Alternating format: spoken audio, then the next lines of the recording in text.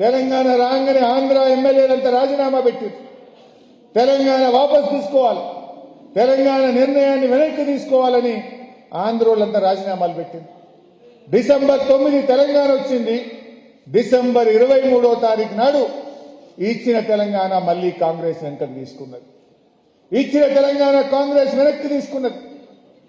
తెలంగాణలో మళ్లీ ఉద్యమం పెళ్లుబుకింది. అన్ని చోట్ల నిరాహార దీక్ష శిబిరాలు స్టార్ట్ అయినాయి, ఉద్యమాలు స్టార్ట్ అయినాయి, వంట వార్పు స్టార్ట్ అయింది, రాస్తా రోకోలు స్టార్ట్ అయింది.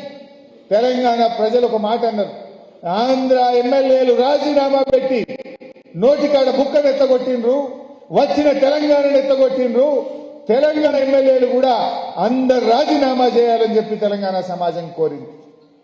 అప్పుడు రాజీనామా చేయమంటే ఇదే రేవంత్ రెడ్డి, ఇదే తెలుగుదేశం పార్టీలో ఉన్న వీళ్ళంతా రాజీనామాలు చేయమంటే వెన్ను చూపి పారిపోయింది. కానీ ఆ రోజు రాజీనామా చేసింది ఎవరు? మళ్ళా ఈ గులాబీ సైనికులు కేసీఆర్ నాయకత్వంలో గెలిచిన టీఆర్ఎస్ ఎమ్మెల్యేలే ఆ రోజు రాజీనామా చేసింది.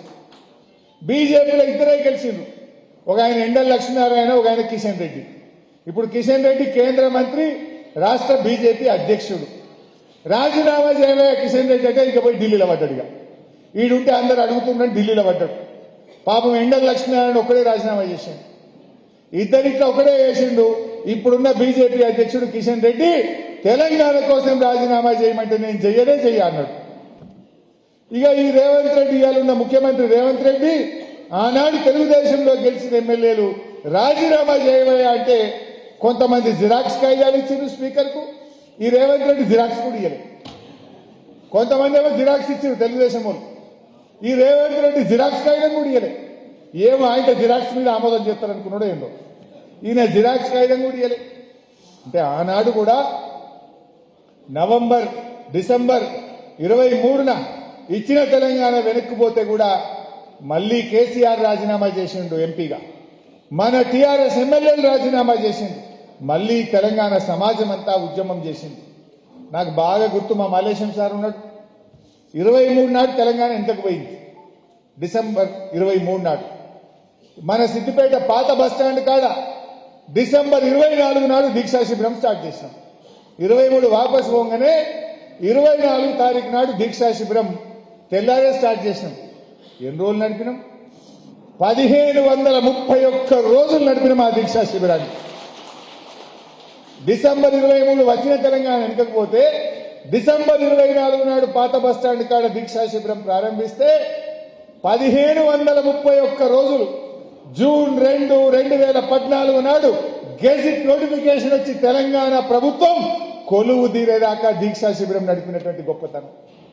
ఒక్కరోజు నిరాహార దీక్ష, 2 రోజులు, 3 రోజులు, 15 రోజులు, నెల రోజులు, 2 నెలలు, 3 నెలలు, ఏడాది చేస్తే దమ్ముకొత్తాం. ఏడాది కాదు, 2 ఏళ్లు కాదు, 3 ఏళ్లు కాదు, 4 ఏళ్ల దాకా చేసినాం దాదాపు. అంటే ఎంత గొప్ప ఉద్యమం. నాకు గుర్తులేవు కానీ పేర్లు. వంగ గాలిరెడ్డి సార్ ఉంటుండే, స్వాతంత్ర సమరయోధుడు. పాపం ముసలాయన ఇంకా ఉన్నాడు, పెద్ద మనిషి, రంగదాంపల్లి. కుంటుకుంటా వస్తుండే పొద్దుగాల డ్యూటీ లెక్కనే. వంగ గాలిరెడ్డి సార్ అంటే పాపం కీర్తిశేషులు రిటైర్డ్ టీచర్ ఉండే మారెడ్డి హనుమంతరెడ్డి సార్, మా బూర మల్లేశం సార్, మా కమలాకర్ రావు గారు అయితే స్పీచ్ కొట్టి మైకే అడిగిపోయింది. ఆయన ఒక సర్పంచ్ సాబ్ ఉండే కమలాకర్ రావు గారు. మా అహ్మద్ ఉంటుండే పాపం పొద్దుగాలు ఇవ్వగానే సాఫ్ చేసుడు, కుర్చీలు వేసుడు, టెంట్ వేసుడు, పూలదండలు తయారు పెట్టుడు, జ్యూస్ తయారు చేసుడు మా అహ్మద్ వంతుంటుండే. అహ్మద్, మన గంగాపూర్ మూర్తి అశోక్ రెడ్డి, ఇట్లా ఒక్కరు కాదు, మన మయూరి భాస్కర్ పాటలు పాడుతుండే పాపం, రోజు వాళ్ళ టీం పాటలు పాడుతుండే. మయూరి భాస్కర్, ఫసియుద్దీన్ సాబ్, గౌస్ మొహియుద్దీన్ సాబ్, మా అన్న గుండుసీనన్న, రిటైర్డ్ టీచర్ రామచంద్రం సార్, కరోనాలో చనిపోయింది పాపం. మా బాలరంగం అన్న, ఒక్కరు కాదు, ఇట్లా నాకు పేర్లు మర్చిపోతే అబ్బట్టుకోకూడదు కానీ కొన్ని వందల మంది.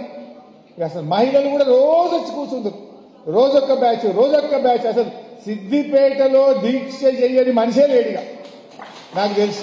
పాలమాకలో శిబిరం, సిద్దిపేటలో శిబిరం, గజ్వేల్ మా ప్రతాప్ అన్న కూడా చేసిండు దీక్ష. గజ్వేల్ తెలుగుదేశంలోనే కానీ చేసిండు, నిరాహార దీక్ష చేసిండు. అట్లా గజ్వేల్లో కూడా ఒక దీక్షా శిబిరం నడిచింది, చాలా చోట్ల నడిచినాయి. దుబ్బాక అయితే అసలు ఉద్యమాలకు పెట్టింది పేరు ఉద్యమాల కోట మా దుబ్బాక. మా కొత్త ప్రభాకర్ అన్న నాయకత్వంలో, రామలింగన్న నాయకత్వంలో ఎన్నో ఉద్యమాలు దుబ్బాకలో కూడా దీక్షా శిబిరాలు నడుస్తుండే. అట్లా 1531 రోజులు దీక్షా శిబిరం నడుపుకుంటే పిల్లల మాట నాది. ఎంత గొప్ప ఉద్యమం అసలు తెలంగాణ ఉద్యమం. రాస్తే రామాయణం అంతా అంటారు చూడు, అట్లా అంత గొప్ప చరిత్ర ఈ తెలంగాణ ఉద్యమాన్ని. ఇంత గొప్ప ఉద్యమం జరిగి ఇన్ని పోరాటాలు, ఇంతమంది విద్యార్థుల త్యాగాలతోని మళ్ళీ ఆ యూపీఏ ప్రభుత్వం దిగొచ్చి పార్లమెంట్లో బిల్లు పెట్టి పాస్ చేసింది. తెలియదు ఆ పెప్పర్ స్ప్రేలు, గిప్పర్ స్ప్రేలు, ఆ లగడపాటి కథలు తక్కువ కొట్లాడు మా మేము. ఆ ఆర్టీఓ ఆఫీస్లో ఫోటో చూపించిరాడ. ఆర్టీఓ ఆఫీసులో లగడపాటి పోతే నేను ఉరికి నెలకు ఇక కొట్లాడినప్పుడు నా అంగంత చిరిగిపోయింది. ఆడ ఫోటో చూస్తే మళ్ళీ యాదికి వచ్చింది నాకు ఇవాళ. గంత కొట్లాడినాం ఆ రోజుల్లో.